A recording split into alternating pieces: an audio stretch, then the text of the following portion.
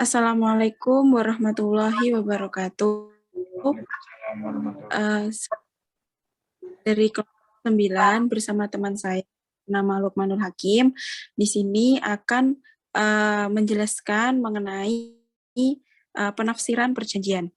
Nah, dalam pembahasan kali ini terdapat 4 subbab, yaitu yang pertama, konsep dan urgensi dalam penafsiran perjanjian.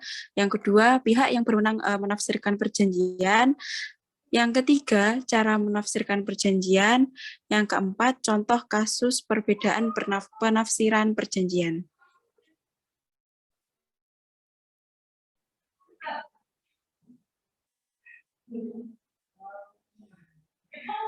Selanjutnya, yang pertama adalah konsep dan urgensi dalam penafsiran perjanjian. Persoalan perbedaan penafsiran para pihak terhadap suatu perjanjian tertulis atau yang dikenal dengan istilah kontrak merupakan hal yang lazim terjadi. Lazimnya hubungan kontraktual diawali dengan tahap prakontrak. Nah, pada fase ini para pihak saling bernegosiasi dan berusaha menyamakan semua perbedaan yang ada. Sehingga pada tahap penutupan kontrak para pihak dianggap telah memahami semua klausul yang tertera dalam kontrak. Nah, meski demikian, perbedaan penafsiran seringkali masih muncul, terutama pada tahap pelaksanaan kontrak. Perbedaan penafsiran inilah yang mengantarkan hubungan kontraktual pada sengketa kontrak. Seperti yang dikatakan oleh Schwartz dan Scott, interpretasi kontrak masih menjadi sumber utama dalam sengketa kontrak di pengadilan.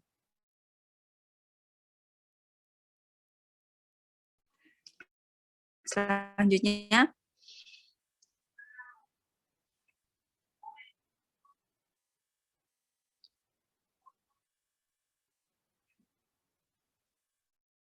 yang kedua adalah pihak yang berwenang menafsirkan perjanjian. Nah, lalu siapa pihak yang berwenang untuk menafsirkan perjanjian tersebut? Pada dasarnya, sengketa kontrak adalah perselisihan mengenai perbedaan kepentingan para pihak yang telah mengikatkan diri dalam suatu kontrak. Nah, perbedaan kepentingan yang dimaksud adalah perbedaan dalam menafsirkan dan melaksanakan isi kontrak, yang pada umumnya terjadi pada tahap pelaksanaan kontrak, baik karena salah satu pihak prestasi atau cedera janji, atau karena adanya perbedaan dalam menafsirkan isi kontrak. Nah, selanjutnya akan dilanjutkan oleh teman saya.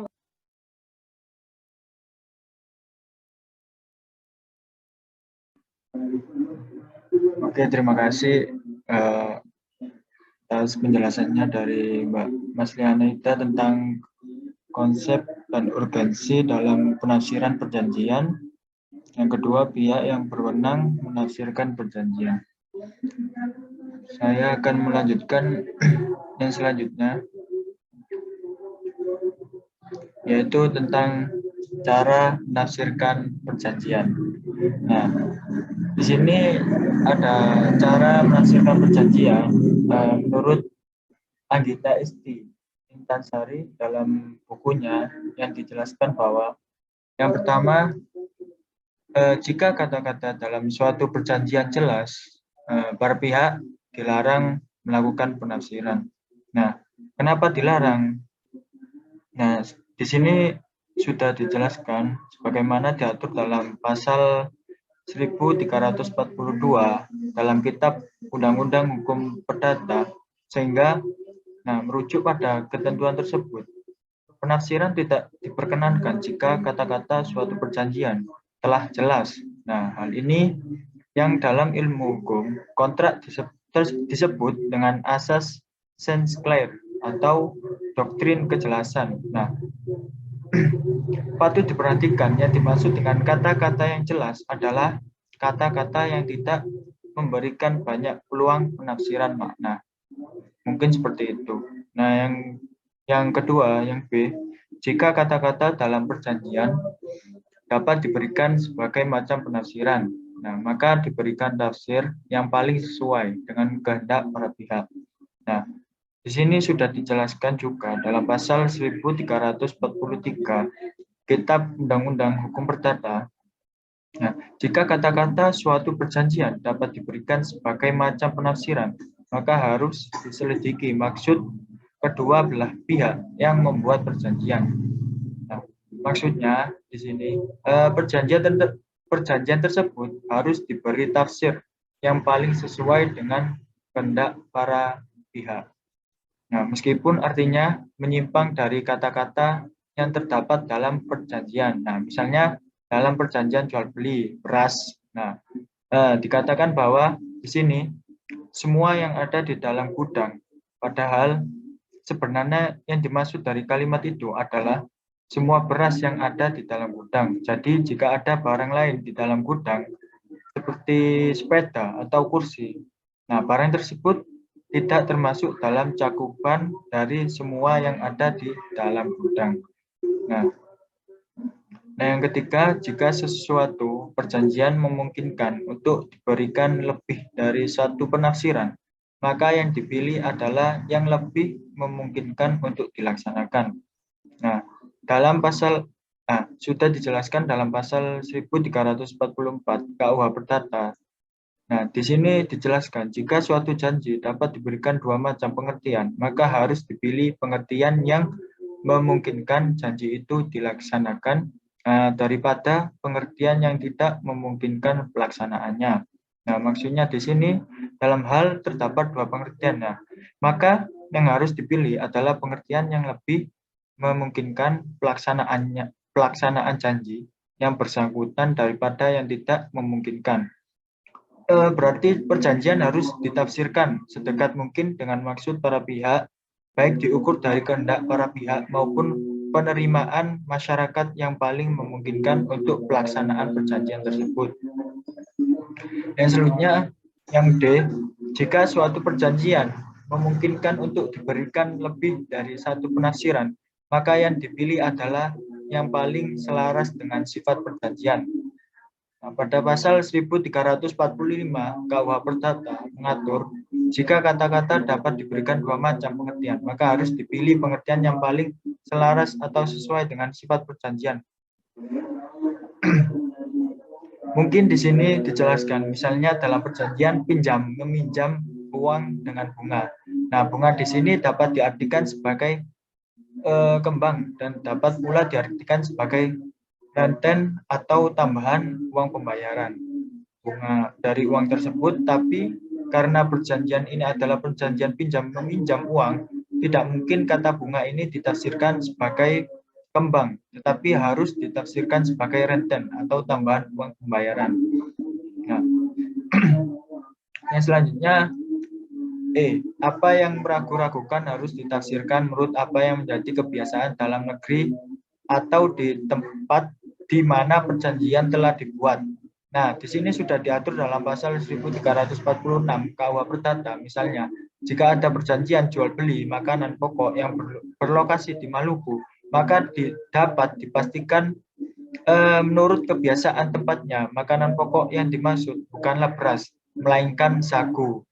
Nah, yang selanjutnya F, hal-hal menurut yang kebiasaan selamanya diperjanjikan, dianggap secara diam-diam. Nah, dimaksudkan dalam persetujuan. Nah, di sini sudah diatur dalam pasal 1347 KUH Perdata. Misalnya kebiasaan daerah setempat, nah sudah dianggap selalu dicantumkan dalam perjanjian. Nah, misalnya hukum adat tersebut. Nah, selanjutnya yang G, perjanjian yang dibuat tidak dapat ditafsirkan sebagai demi sebagian, melainkan harus ditafsirkan sebagai suatu keutuhan. Sudah diatur dalam pasal 1348 KUH Perdata. Yang selanjutnya yang H, jika ada keraguan-raguan, maka suatu perjanjian harus ditafsirkan atas kerugian orang yang telah meminta diperjanjikannya sesuatu hal dan untuk keuntungan orang yang telah mengikatkan dirinya untuk itu. Nah, di sini sudah diatur dalam pasal 1349 KUH Perdata. Maksudnya di sini yaitu jika suatu perjanjian apabila ditafsirkan akan merugikan salah satu pihak, nah maka penafsiran harus diarahkan kepada kerugian kreditur dan keuntungan debitur. Mungkin seperti itu. Lanjut ke contoh perbedaan penafsiran perjanjian. Nah, di sini Mungkin langsung saja, persoalan perbedaan penafsiran pada pihak terhadap suatu perjanjian tertulis atau yang dikenal dengan istilah kontrak merupakan hal yang lazim. Nah, di sini terkait fenomena ini, Muhammad Zamroni dalam buku menerangkan lazimnya hubungan kontraktual diawali dengan tahap prakontrak. Nah, pada fase ini para pihak saling bernegosiasi dan berusaha menyamakan semua perbedaan yang ada. Sehingga pada tahap penutupan kontrak, maka pihak dianggap telah memahami semua klausul yang tertera dalam kontrak. Meski demikian, perbedaan penafsiran seringkali muncul, terutama pada tahap pelaksanaan kontrak. Nah, perbedaan penafsiran inilah yang mengantarkan hubungan kontraktual pada sengketa kontrak, seperti dikatakan Scarwatt dan Scott. Oleh karena itu, dalam hal terjadi perbedaan penafsiran perjanjian, maka dapat dilakukan penafsiran perjanjian, yakni penetapan makna atas isi suatu kontrak dengan berlandasan pada situasi ketika para pihak menutup kontrak. Nah, yang mencakup semua keadaan saat itu, baik keadaan sosial, ekonomi, dan hal-hal yang lain. Nah, dapat mempengaruhi kehendak para pihak untuk menutupi kontrak penafsiran. Penafsiran hakim dalam sengketa kontrak, kajian teori dan praktek pengadilan.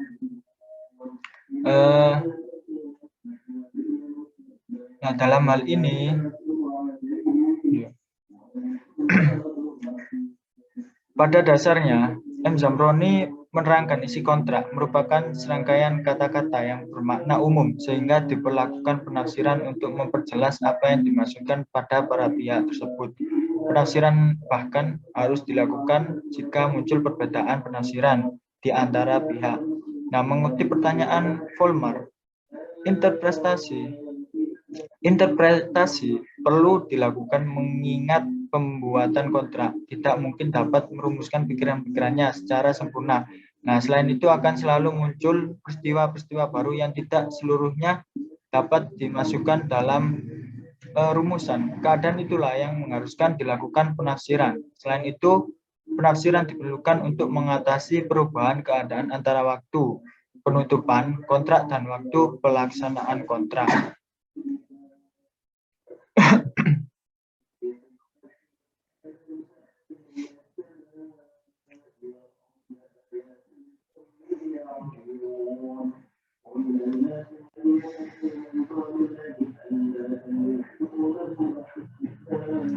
Nah, lalu jikalau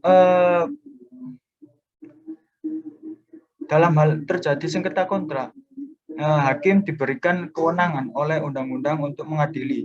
Nah, hal tersebut mengingat tugas hakim adalah memeriksa, mengadili, dan menentukan hukumnya bagi sesuatu permasalahan hukum konkret yang dihadapkan kepadanya, termasuk sengketa kontrak tersebut. Nah, jadi dalam hal ini terdapat perbedaan penafsiran kontrak. Maka salah satu pihak yang merasa dirugikan dapat mengajukan gugatan ke pengadilan. Nah, gugatan tersebut dapat diajukan atas dasar wan prestasi. Nah, jika salah satu pihak dianggap telah melakukan wan prestasi berupa melaksanakan yang diperjanjikan, tapi tidak sebagaimana mestinya dikarenakan adanya perbedaan penafsiran perjanjian. Nah, sebagaimana sudah disebutkan dalam pertanyaannya. Nah, nantinya majelis hakim yang akan melakukan penafsiran terhadap perjanjian tersebut. Nah, jadi di sini dari penjelasan di atas, dalam hal terjadi perbedaan penafsiran perjanjian yang mengakibatkan salah satu pihak dianggap wan prestasi. Nah, maka pihak yang merasa dirugikan dapat mengajukan gugatan atas dasar wan prestasi ke pengadilan. Nantinya majelis hakim yang akan melakukan atau mengoreksi penafsiran perjanjian tersebut yang telah dibuat. Mungkin itu saja dari penjelasan mengenai penafsiran perjanjian dari kelompok 9. Kurang lebihnya mohon maaf. Assalamualaikum warahmatullahi wabarakatuh.